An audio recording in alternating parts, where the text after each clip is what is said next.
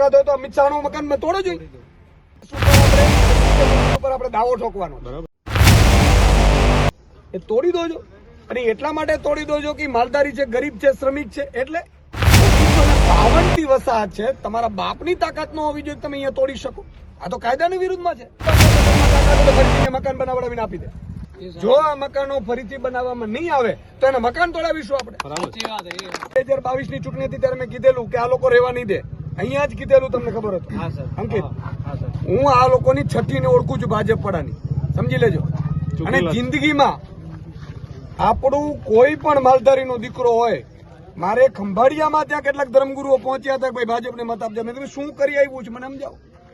મતદાન આમાં આપણે લાવવું નથી, રાજકારણ લાવવું નથી, પણ મારો મુદ્દો એ છે કે તમે ઉદ્યોગપતિઓને જો જૂના શરતની નવી શરતમાં કરીને જો આપી શકતા હો, ટોકન ભાડે લાખો ચોરસ મીટર, લાખો ચોરસ બરાબર કિલોમીટર મુદ્દો ઉઠાવવાનો છું, ચિંતા ના કરો. મારું કહેવાનો મતલબ એ છે કે ઉદ્યોગપતિને તમે આપી શકો છો. રાતોરાત કોઈ બીજો ઉદ્યોગપતિ એમ કે મારે અહીંયા ફેક્ટરી નાખવી છે, તમે રૂપિયા ટોકન આપી શકો છો. 1952 થી વસાહત છે. તમારા બાપની તાકાત ન હોવી જોઈએ તમે અહીંયા તોડી શકો. આ તો કાયદાની વિરુદ્ધમાં છે. આપણે એમ કહીએ 15 વર્ષ ભાડે મકાન રહીએ તો એ ખાલી કરવા નથી, અધિકાર નથી. બરાબર, આ તો કાયદા પ્રમાણે છે ને. તો ભાજપ સરકારે કાયદા વિરુદ્ધ એક તો કૃત્ય કર્યું છે, કોર્પોરેશને કાયદા વિરુદ્ધ કૃત્ય કર્યું છે. હું તો એમ કહું છું આઈએએસ ઉપર આપણે અને મુખ્યમંત્રી ઉપર આપણે દાવો ઠોકવાનો. બરાબર, એની છઠ્ઠી યાદ કરાવી દેવાની કે તમે આ કરવા શું માંડો છો. તમે રેકોર્ડ બતાવો ને. તમે એમ કહો છો કે 5 વર્ષ પહેલા આમ કર્યું ને બગીચો ગાર્ડન બનાવું. એટલે ભાઈ ગાર્ડન બનાવો તો બીજા 500 જગ્યાઓ નથી. તમે મકાન આપી નથી શકતા. પેલા તમે એવું કીધું કે 2022 સુધી બધાને મકાન આપી દેશું. તમે આ મકાન છે એ તોડી દોજો. અને એટલા માટે તોડી દોજો કે માલધારી છે, ગરીબ છે, શ્રમિક છે. એટલે તમારા બાપની તાકાત હોય તો અમિત શાહ નું મકાન તોડો જોઈએ. અને એવો કયા, હું એમ કહું છું કે આજે કોર્પોરેશનની એક ડિટેલ કઢાવીશું આપણે કે કેટલા ભાજપના નેતાઓએ ગેરકાયદેસર મકાનો કર્યા છે અને એના તોડાવીશું. જો આ મકાનો ફરીથી બનાવવામાં નહીં આવે તો એના મકાન તોડાવીશું આપણે. તમે કાયદો લો છો ને, હાલો કાયદો લો. અને આ 1952 નો છે. આપણે સુપ્રીમ કોર્ટ સુધી લડવા આપણે તૈયાર છીએ. મારું કહેવાનું છે કાયદા પ્રમાણે થવું જોઈએ. ઠીક છે, કાયદા પ્રમાણે થાય. ભાજપનો એક પણ નેતા સોગંદનામું કે જિંદગીમાં એને ખોટું નથી કર્યું. ભાજપનો એક પણ નેતા એવું કે અમે દબાણ નથી કર્યા. આપણે 500 દબાણો કાઢીશું. મંત્રીઓના દબાણો છે, મારી પાસે લિસ્ટ છે. તો જાઓ અને કમિશનરને કહીશ. કમિશનરને એવું કહેશું આપણે એવું હશે તો હું આવીશ કે તારામાં ત્રેવડો તો હાલ હું તને દેખાડું ભાજપના નેતાનું અને તોડ બતાવ. ચાલ કેમ ભાઈ ગરીબ ઉપર તમે ચડી બસો છો. બીજું મારે ધર્મગુરુઓને આપણાને કેવું છે કે આપણા ધર્મગુરુઓ અહીંયા આવે ને ચાહે નહીં, તમારા કહેવાથી અમે મતદાન કર્યું છે ભાજપને. તમારે અહીંયા ફરીથી મકાન ઉભા કરાવડાવી દેવા પડશે.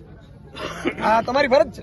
અને તમે જો ભાજપને ન કહી શકતા તો આજથી જાહેરમાં કહો કે ભાજપથી અમે છેડો પાડીએ, પછી અમે બેઠા છીએ ને. તમારી વાતને હું એક સમર્થનમાં એક બીજું કહેવા માંગુ. ધર્મગુરુઓને હું એમ કહેવા માંગુ છું કે આપણે હિન્દુવાદી છીએ, તમે છો ને અમે છીએ, આપણે બધા તૈયાર. પણ આપણી સમાજને અત્યારે છબી ખરડાઈ રહી છે કે આ લોકો ઉપરથી એવા ઇનપુટ છે કે હિન્દુ મુસ્લિમોને રાખે છે, આ લોકો વિધર્મીઓને રાખે છે સાહેબ. એટલે આ છબી ખરડાય છે. એટલે ધર્મગુરુએ આમાં ઇન્ટરસેપ્ટ કરવું પડશે. અને અમને આ છેલ્લી કક્ષાના અમને તો ગણી લીધા. અમે આ કઈ રીતનું અમે સહન કરી શકીએ સાહેબ. કેમ કે બે બાજુના છે, બતાવવાના અને ચાવવાના સાહેબ.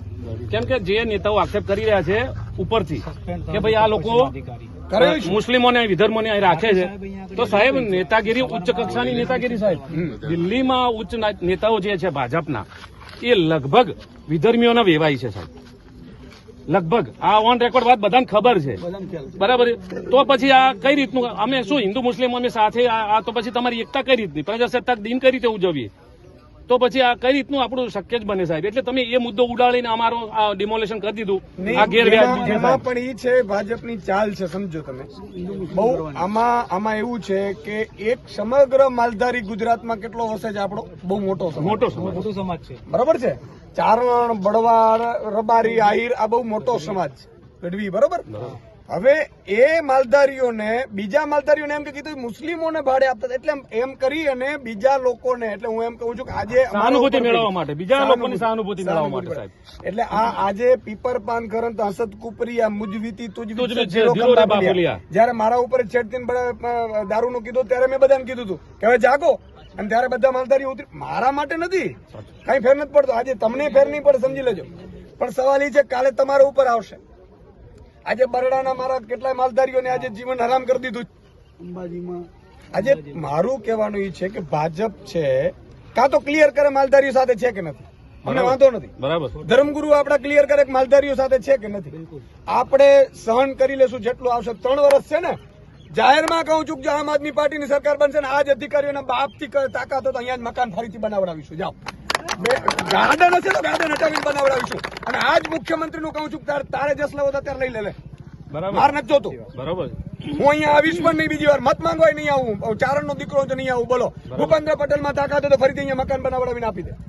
નહીં તો હું ચેલેન્જ આપું છું કે 27માં સરકાર બનશે, આ જ અધિકારીઓ જેને તોડ્યું છે એને સસ્પેન્ડ કરવામાં આવશે, જેને કીધું છે એના ઘર પાડવામાં આવશે અને અહીંયા ફરીથી મકાન બનાવડાવવામાં આવશે.